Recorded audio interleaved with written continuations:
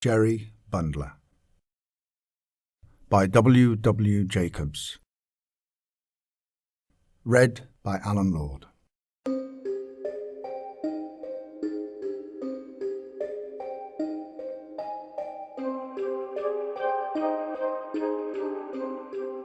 It wanted a few nights to Christmas, a festival for which the small market town of Torchester was making extensive preparations.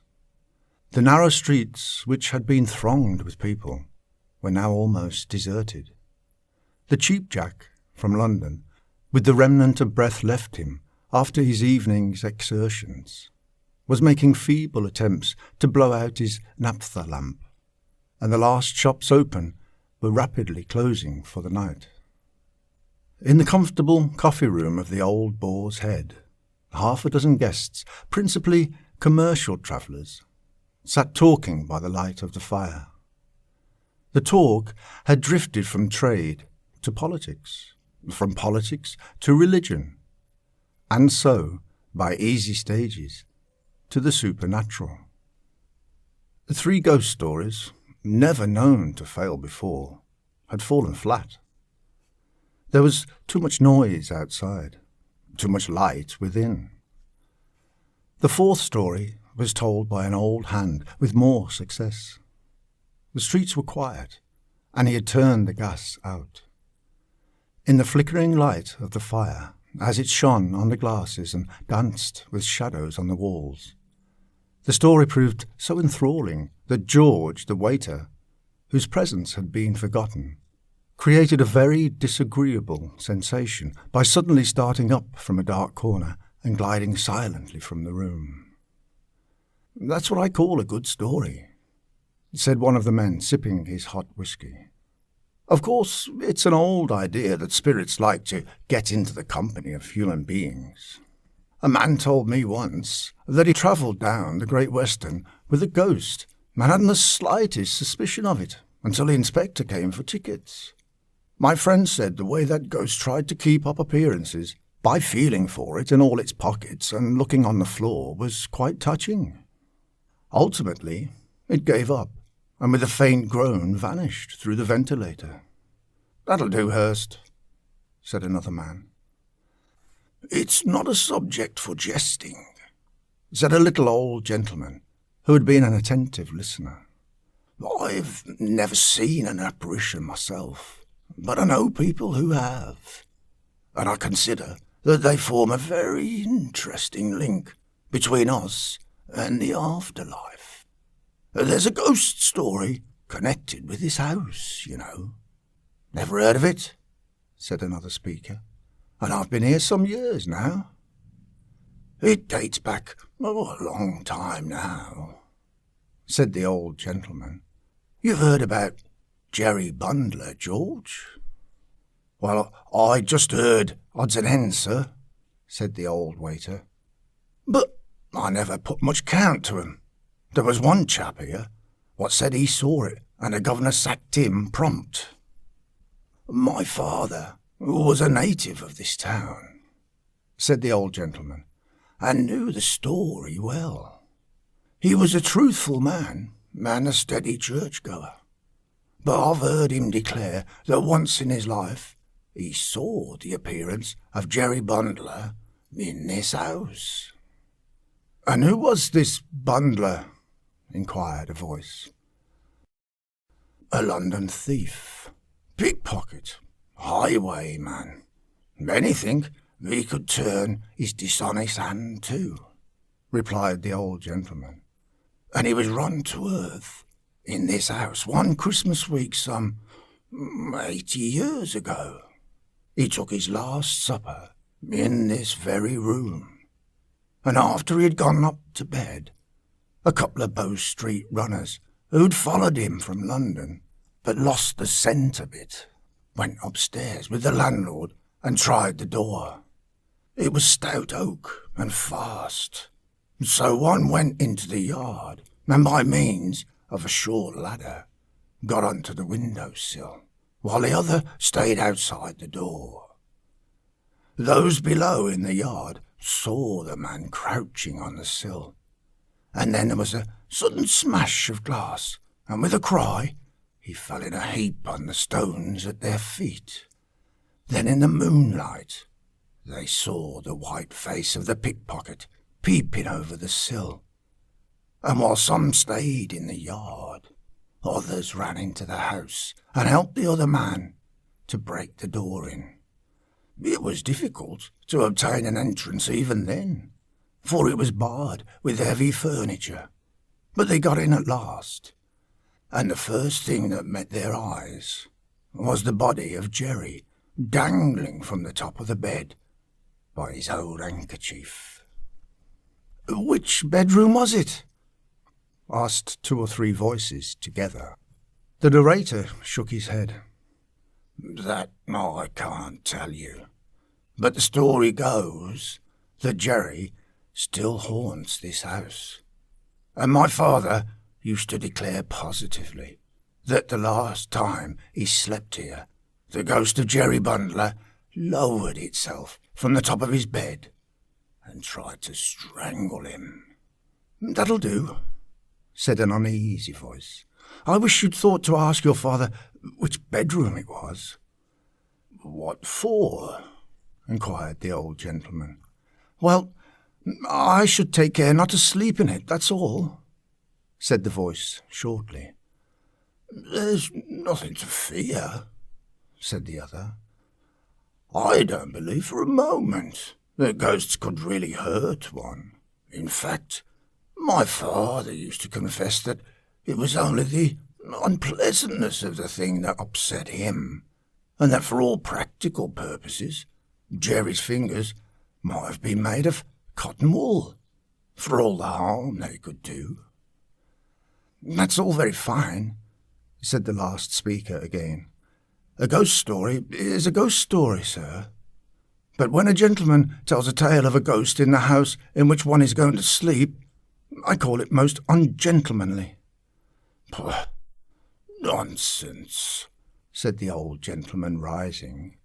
"Ghosts can't hurt you. For my own part, I should rather like to see one. Good night, gentlemen." "Good night," said the others. "And I only hope Jerry'll pay you a visit," added the nervous man as the door closed. "Bring some more whiskey, George," said a stout commercial. "I want keeping up when the talk turns this way." "Shall I light the gas, Mr. Malcolm?" said George. "No, the fire's very comfortable," said the traveller. "Now, gentlemen, any of you know any more?" "I think we've had enough," said another man. "We shall be thinking we see spirits next, and we're not all like the old gentleman who's just gone." "Old humbug," said Hurst. "I should like to put him to the test. Suppose I dress up as Jerry Bundler and go and give him a chance of displaying his courage." "Bravo," said Malcolm huskily, drowning 1 or 2 faint no's. "Just for the joke, gentlemen." No, drop it, Hurst," said another man. "Only for the joke," said Hurst somewhat eagerly. "I've got some things upstairs in which I'm going to play in the rivals. Knee breeches, buckles, and all that sort of thing. It's a rare chance. If you'll wait a bit, I'll give you a full dress rehearsal entitled Jerry Bundler or The Nocturnal Strangler." "It won't frighten us," said the commercial with a husky laugh. "I don't know that," said Hurst sharply. "It's a question of acting, that's all. I'm pretty good, ain't I, Summers?" "Oh, you're all right, for an amateur," said his friend with a laugh. "I'll bet you a level sov you don't frighten me," said the stout traveller. "Done," said Hurst. "I'll take the bet to frighten you first, and the old gentleman afterwards. These gentlemen shall be the judges." "You won't frighten us, sir," said another man, "because we're prepared for you. But you better leave the old man alone. It's dangerous play." "Well, I'll try you first," said Hurst, springing up. "No gas, mind." He ran lightly upstairs to his room, leaving the others, most of whom had been drinking somewhat freely, to wrangle about his proceedings. It ended in two of them going to bed. "He's crazy on acting," said Summers, lighting his pipe. "Thinks he's the equal of anybody, almost. It doesn't matter with us, but I won't let him go to the old man. And he won't mind, so long as he gets an opportunity of acting to us." "Well, I hope he'll hurry up," said Malcolm, yawning. "It's after 12 now." Nearly half an hour passed. Malcolm drew his watch from his pocket and was busy winding it, when George, the waiter, who had been sent on an errand to the bar, burst suddenly into the room and rushed towards them. "He's coming, gentlemen," he said breathlessly. "Why, you're frightened, George," said the stout commercial with a chuckle.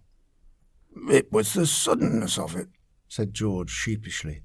"And besides, I didn't look for seeing him in the bar. There's only a glimmer of light there, and he was sitting on the floor behind the bar. I nearly trod on him." "Oh, you'll never make a man, George," said Malcolm. "Well, it took me unawares," said the waiter. "Not that I'd have gone to the bar by myself if I'd known he was there, and I don't believe you would either, sir." "Nonsense," said Malcolm. "I'll go and fetch him in." "You don't know what it's like, sir," said George, catching him by the sleeve. "It ain't fit to look at by yourself. It ain't, indeed. It's got the— What's that?" They all started at the sound of a smothered cry from the staircase, and the sound of somebody running hurriedly along the passage. Before anybody could speak, the door flew open, and a figure bursting into the room flung itself gasping and shivering upon them. "What is it? What's the matter?" demanded Malcolm. "Why, it's Mr. Hurst." He shook him roughly, and then held some spirit to his lips. Hurst drank it greedily, and with a sharp intake of his breath, gripped him by the arm. "Light the gas, George," said Malcolm. The waiter obeyed hastily. Hurst, a ludicrous but pitiable figure in knee breeches and coat, a large wig all awry, and his face a mess of grease paint, clung to him, trembling. "Now, what's the matter?" asked Malcolm. "I've seen it," said Hurst with a hysterical sob. "Oh, Lord, I'll never play the fool again, never." "Seen what?" said the others. "Him. It. The ghost. Anything," said Hurst wildly. "Rot," said Malcolm uneasily. "I was coming down the stairs," said Hurst, "just capering down, as I thought it ought to do. I felt a tap." He broke off suddenly and peered nervously through the open door into the passage. "I thought I saw it again," he whispered. "Look, at the foot of the stairs. Can you see anything?" "Nah, there's nothing there," said Malcolm, whose own voice shook a little. "Go on. You felt a tap on your shoulder." "I turned round and saw it. A little wicked head and a white, dead face. That's what I saw in the bar," said George. "Horrid it was. Devilish." Hurst shuddered, and, still retaining his nervous grip on Malcolm's sleeve, dropped into a chair. "Well, it's a most unaccountable thing," said the dumbfounded Malcolm, turning round to the others. "It's the last time I come to this house." "I leave tomorrow," said George.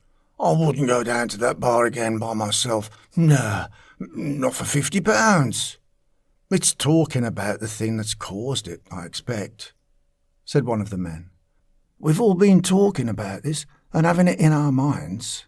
Practically, we've been forming a spiritualistic circle without knowing it." "Hang the old gentleman," said Malcolm heartily. "Upon my soul, I'm half afraid to go to bed. It's odd they should both think they saw something." "I saw it as plain as I see you, sir," said George solemnly. "Perhaps, if you keep your eyes turned up the passage, you'll see it for yourself." They followed the direction of his finger, but saw nothing, although one of them fancied that a head peeped round the corner of the wall. "Who'll come down to the bar?" said Malcolm, looking round. "You can go if you like," said one of the others with a faint laugh. "We'll wait here for you." The stout traveller walked towards the door and took a few steps up the passage. Then he stopped. All was quite silent, and he walked slowly to the end and looked down fearfully towards the glass partition which shut off the bar.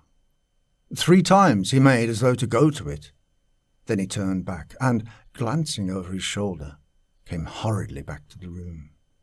"Did you see it, sir?" whispered George. "Don't know," said Malcolm shortly. "I fancied I saw something, but it might have been fancy. I'm in the mood to see anything just now. How are you feeling now, sir?" "Oh, I feel a bit better now," said Hurst, somewhat brusquely, as all eyes were turned upon him. "I dare say you think I'm easily scared, but you didn't see it." "Not at all," said Malcolm, smiling faintly despite himself. "I'm going to bed," said Hurst, noticing the smile and resenting it. "Will you share my room with me, Summers?" "I will, with pleasure," said his friend, "provided you don't mind sleeping with the gas on full all night." He rose from his seat, and bidding the company a friendly good night, left the room with his crestfallen friend. The others saw them to the foot of the stairs, and, having heard their door close, returned to the coffee-room. "Well, I suppose the bet's off," said the stout commercial, poking the fire and then standing with his legs apart on the hearth-rug. "Though, as far as I can see, I won it. I never saw a man so scared in all my life. Sort of poetic justice about it, isn't there?" "Never mind about poetry or justice," said one of his listeners. "Who's going to sleep with me?" "I will," said Malcolm affably. "And I suppose we share a room together, Mr. Leake?" said the third man, turning to the fourth. "No, thank you," said the other briskly. "I don't believe in ghosts. If anything comes into my room, I shall shoot it." "That won't hurt a spirit, Leake," said Malcolm decisively. "Well, the noise will be like company to me," said Leake, "and it'll wake the house too. But if you're nervous, sir," he added with a grin to the man who had suggested sharing his room, "George will be only too pleased to sleep on the doormat inside your room, I know." "That I will, sir," said George fervently. "And if you gentlemen would only come down with me to the bar to put the gas out, I could never be sufficiently grateful." They went out in a body, with the exception of Leake. Peering carefully before them as they went, George turned the light out in the bar, and they returned unmolested to the coffee-room, and, avoiding the sardonic smile of Leake, prepared to separate for the night. "Give me the candle while you put the gas out, George," said the traveller. The waiter handed it to him and extinguished the gas, and at the same moment all distinctly heard a step in the passage outside.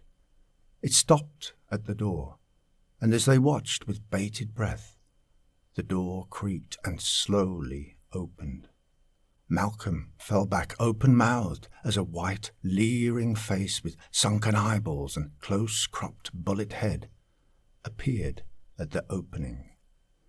For a few seconds, the creature stood regarding them, blinking in a strange fashion at the candle. Then, with a sidling movement, it came a little way into the room and stood there as if bewildered. Not a man spoke or moved, but all watched with a horrible fascination as the creature removed its dirty neckcloth and its head rolled on its shoulder. For a minute it paused, and then, holding the rag before it, moved towards Malcolm. The candle went out suddenly with a flash and a bang. There was a smell of powder and something writhing in the darkness on the floor. A faint, choking cough, and then silence. Malcolm was the first to speak. "Matches," he said in a strange voice. George struck one. Then he leapt at the gas, and a burner flamed from the match. Malcolm touched the thing on the floor with his foot and found it soft. He looked at his companions. They mouthed inquiries at him, but he shook his head. He lit the candle and, kneeling down, examined the silent thing on the floor. Then he rose swiftly, and dipping his handkerchief in the water jug, bent down again and grimly wiped the white face. Then he sprang back with a cry of incredulous horror, pointing at it. Leake's pistol fell to the floor, and he shut out the sight with his hands. But the others, crowding forward, gazed spellbound at the dead face of Hurst. Before a word was spoken, the door opened and Somers hastily entered the room. His eyes fell on the floor. "Good God!" he cried. "You didn't!" Nobody spoke. "I told him not to," he said in a suffocating voice. "I told him not to. I told him!" He leaned against the wall, deathly sick, put his arms out feebly, and fell fainting into the traveller's arms.